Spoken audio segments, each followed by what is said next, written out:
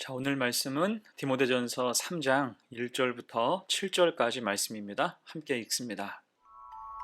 미쁘다 이 말이여 곧 사람이 감독의 직분을 얻으려 함은 선한 일을 사모하는 것이라 함이로다. 그러므로 감독은 책망할 것이 없으며 한 아내의 남편이 되며 절제하며 신중하며 단정하며 나그네를 대접하며 가르치기를 잘하며 술을 즐기지 아니하며 구타하지 아니하며 오직 관용하며 다투지 아니하며 돈을 사랑하지 아니하며 자기 집을 잘 다스려 자녀들로 모든 공손함으로 복종하게 하는 자라야 할지며 사람이 자기 집을 다스릴 줄 알지 못하면 어찌 하나님의 교회를 돌보리요. 새로 입교한 자도 말지니 교만하여져서 마귀를 정죄하는 그 정죄에 빠질까 하며 또한 외인에게서도 선한 증거를 얻은 자라야 할지니 비방과 마귀의 올무에 빠질까 염려하라. 교회를 세워야 할 때라는 제목으로 말씀 증거하겠습니다.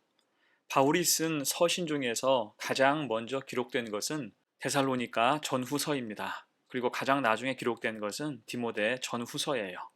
이때 이 서신들은 그 내용에서 느낌이 사뭇 다른 것을 발견할 수가 있습니다. 우선 데살로니가 서신은 예수님께서 부활 승천하시고 20년 정도 지난 후에 기록되었기 때문에 긴급한 종말의 분위기가 고스란히 드러나 있습니다. 그래서 부활을 열망하며 성도들 중에도 자신들의 생전에 주님이 오실지도 모른다는 생각에 사로잡혀 살았던 사람이 적지 않았어요.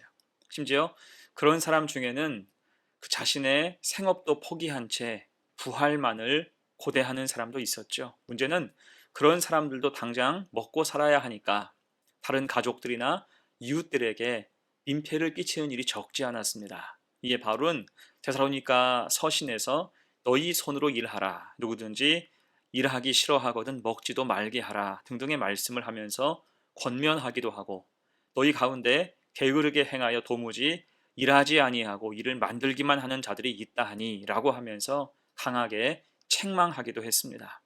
곧 주어진 삶을 정상적이고 신실하게 살기를 촉구한 거예요.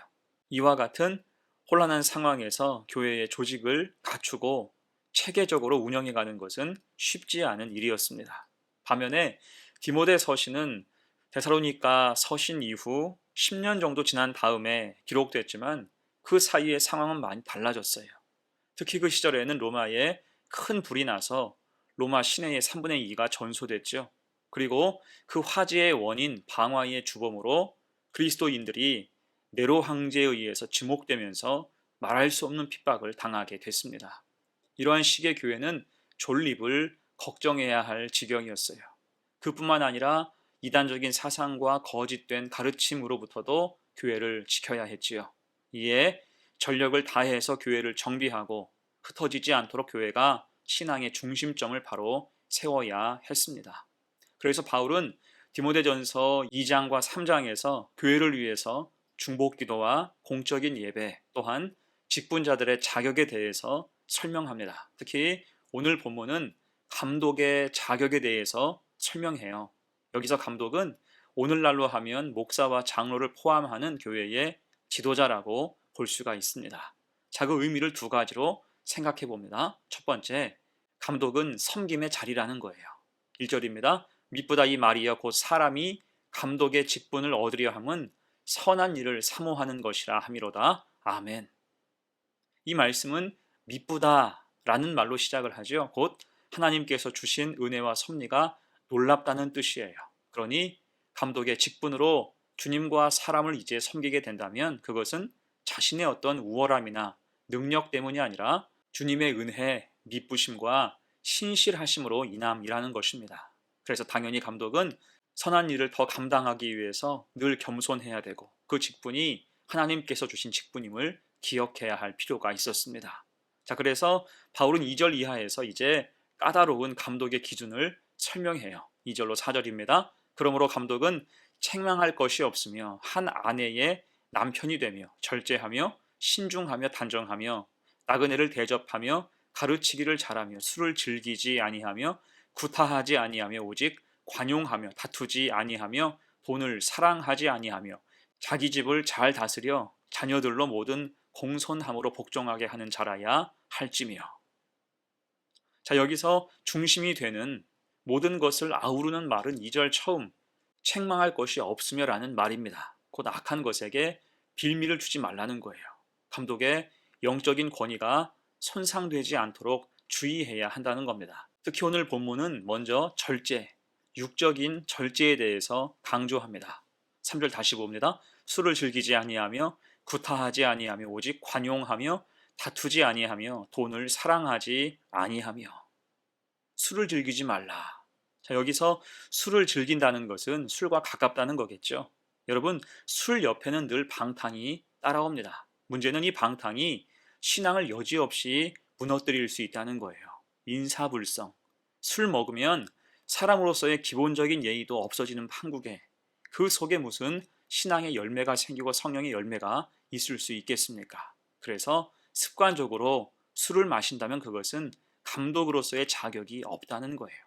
절제하고 절주해야 함이 마땅하다는 것입니다. 또한 구타하지 아니하며 다투지 아니하며라고 말씀하지요. 감독이나 교회 지도자는 성향 자체가 급하거나 폭력적이어서는 안 된다는 뜻입니다.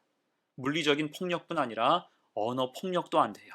혈기가 있고 욱하는 근성이 있으면 주변 사람들과 자꾸 다투고 상처를 줄 수 있기 때문입니다. 그것은 영적인 지도자, 감독의 직분과는 전혀 어울리지 않는 모습입니다. 자, 그리고 돈을 사랑하지 아니하며라고 말씀해요. 이것은 물질관이 건전해야 한다는 뜻입니다. 돈의 노예가 되어서는 곤란해요. 또한 어떤 이유든 더러운 이득을 탐하지 말아야 합니다.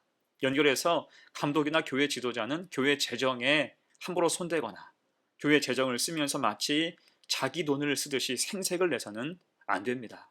하나님 앞에서 정직함이 반듯해야 한다는 것입니다. 자, 그래서 정리하면 감독은 책망받을 것이 없는 사람, 가정이 평안하고 술에 임박히지 않고 혈기 부리지 않으며 돈 앞에서 함부로 악해지지 않는 사람이어야 한다는 거예요. 주변 관리를 잘해서 신중하고 단정하며 신뢰감을 주고 교회와 성도에게 덕이 되는 사람이 되어야 한다는 것입니다. 그래야 제대로 섬기며 살 수 있기 때문이에요.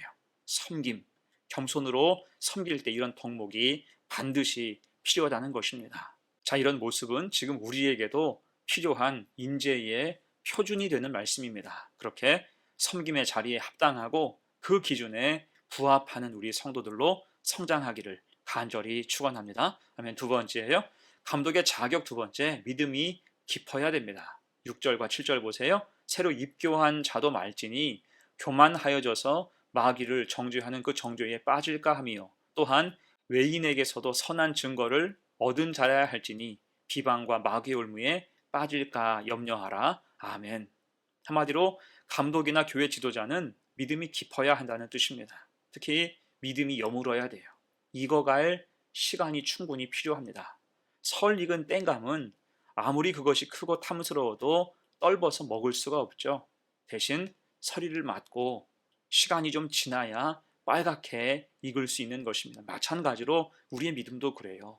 여물기까지의 충분한 시간이 필요합니다. 그래서 본문에서는 새로 입교한 자도 말진이라고 말씀하고 있죠.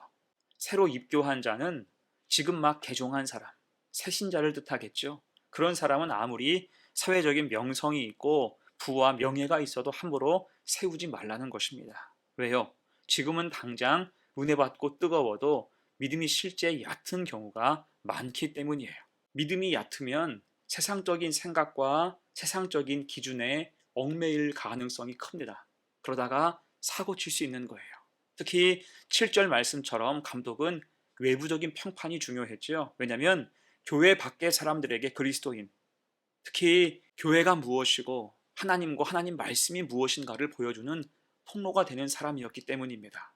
이때 감독이 쉽게 흔들리고 혈기 부리고 비방과 마귀의 덫에 빠지면 자신뿐만이 아니라 교회 전체가 덫에 걸린 것 같은 그런 꼴이 될 수도 있기 때문입니다. 자, 그래서 감독은 흔들리지 않는 확실한 자기 믿음이 필요했습니다. 신앙의 중심이 분명해야 교만하거나 자고하지 않고 복음 안에서 사명을 잘 감당할 수 있기 때문입니다. 여러분, 지금의 교회도 그렇습니다. 교회의 직분, 특히 감독과 같은 교회 지도자는 믿음이 우선이어야 돼요. 사회적인 어떤 명성이나 인기, 재물과 학벌 같은 외적인 것은 고려할 우선순위가 전혀 아닙니다. 다만 하나님 보시기에 좋은 믿음이 있는가, 헌신의 자세가 되어 있는가, 겸손으로 주를 섬길 수가 있는가. 자, 이런 깊은 믿음이 우리에게도 있어서 하나님께 귀하게 쓰임받는 복된 성도가 되시기를 간절히 축원합니다. 아멘. 이제 말씀을 마무리합니다. 오늘 말씀은 험난한 시절 교회를 세워가는 스토리예요. 그 중에 영적인 지도자인 감독에 대한 말씀이죠. 곧 감독은 섬김의 마인드가 있어야 되고 주변 관리를 잘해서 책망받을 것이 없어야 하며 깊은 믿음이 있어야 됩니다. 이를 바탕으로 험한 시절, 시대에 등불되는 교회를 세울 수가 있다는 거예요.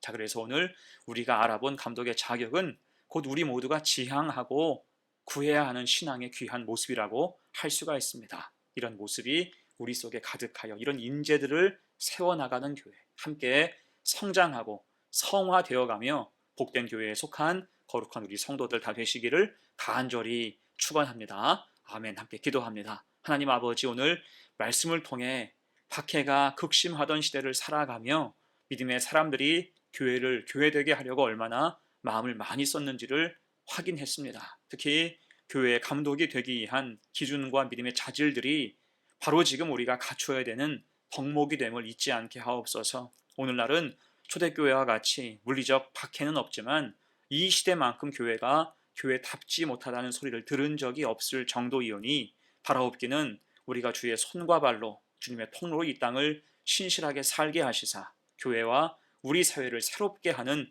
증인 되게 하옵소서. 감사드리며 예수님의 이름으로 기도하옵나이다. 아멘.